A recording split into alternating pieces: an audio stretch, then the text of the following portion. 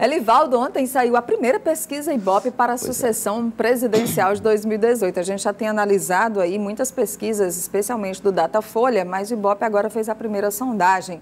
Lula e Bolsonaro iriam para o segundo turno se as eleições acontecessem hoje. Vamos então a Brasília. Quem tem esses números na cabeça para a gente vai mostrar agora no Notícia da Manhã é o nosso correspondente Délio Rocha. Olá, Délio, bom dia.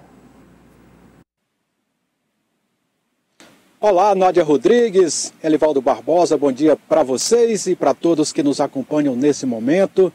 Muda o Instituto de Pesquisa, mas o resultado permanece o mesmo. O ex-presidente Lula continua nadando de braçada nas intenções de voto para a corrida presidencial de 2018. E o deputado Jair Bolsonaro e a ex-ministra Marina Silva se consolidam na segunda posição em comparação com o levantamento de outros institutos de pesquisa. E a novidade desse levantamento do Ibope é a presença do apresentador Luciano Huck, que já aparece empatado com políticos mais tradicionais. O levantamento do Ibope traz 3 cenários distintos e os resultados e os números são os seguintes.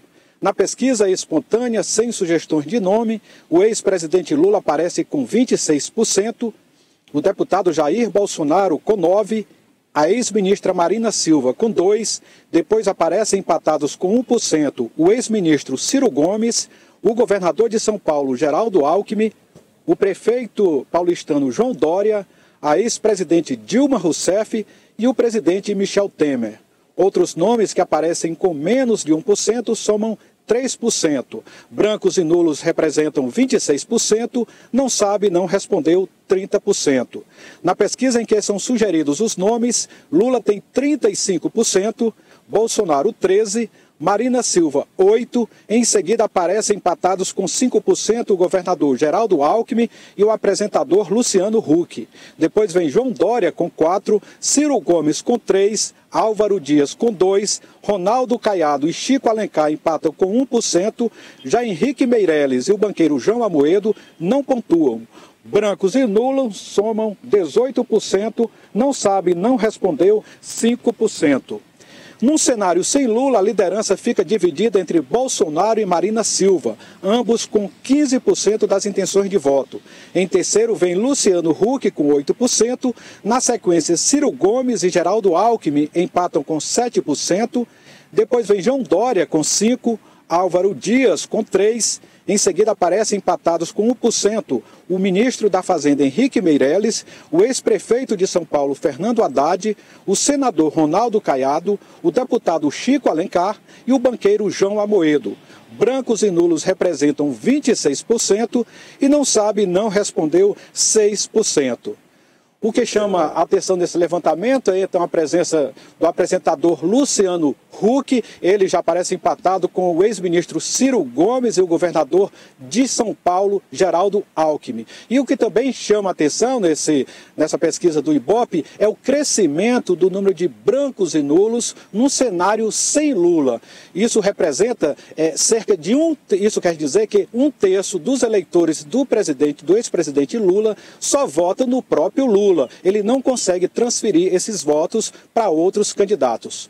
Nádia? Exatamente, inclusive com relação ao ex-prefeito de São Paulo, Fernando Haddad, que foi ministro da Saúde, que aparece apenas com 1% nessa pesquisa, né? Agora, pesquisa estimulada, né? Os números são diferentes, você vê que Alckmin, que Dória já aparecem, Ciro Gomes aparece também. Agora, pela leitura que o Délio faz, né, por exemplo, políticos tradicionais estão ficando para trás na frente de uma possibilidade de um novo, de um diferente, que é um apresentador de televisão. E que objetivamente não apareceu, apesar do desempenho aí do Luciano Huck, mas ele não tem ainda nem filiação partidária, e mais, ainda não é uma pontuação, é um potencial, não é ainda uma pontuação que possa caracterizar como um possível candidato consistente. Muita coisa vai mudar. Não pode mudar, não. Vai mudar, porque é apenas a primeira pesquisa há um ano da eleição. Sim. Mas que mostra aí, Nádia, um quadro de disputa de extremos De um lado Lula, de outro Bolsonaro. E também dá uma luz para quem está planejando suas candidaturas e para quem está pensando, como o Brasil está pensando nesse momento, né? Como os eleitores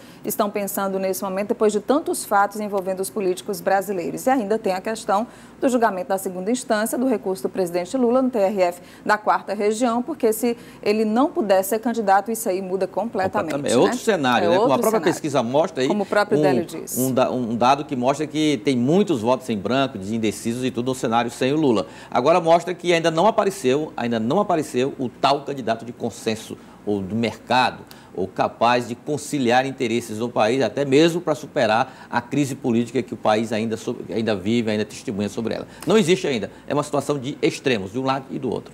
Bom, semana passada foi bem agitada. Essa semana, Délio Rocha, eu quero saber o que vai movimentar o Congresso Nacional.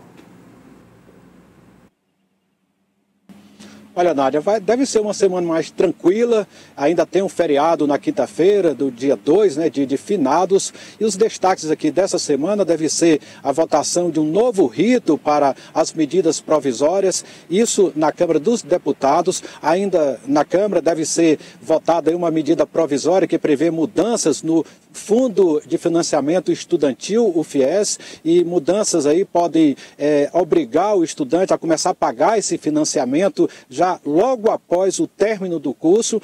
Isso pode impactar aí mais de 2 milhões de estudantes que são beneficiados por esse programa do governo federal. E no Senado Federal, que deve movimentar nessa semana o Congresso, é a votação do sistema de transporte individual, regulamentando, enfim, aquela questão do Uber e do Cabify. Isso a gente vai, inclusive, falar sobre isso, Nádia. Amanhã a gente deve trazer aí, mas vamos discutir isso e talvez acompanhar essa votação de perto. É com você.